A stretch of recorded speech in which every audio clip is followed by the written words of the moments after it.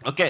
So పరిశుద్ధాత్మ ఎంత మర్మంగా మీకు చెప్తే మీరు అంత ఎక్కువ శక్తిమంతులు, ఎంత వివరంగా చెప్తే మీరు అంత బలహీనులు.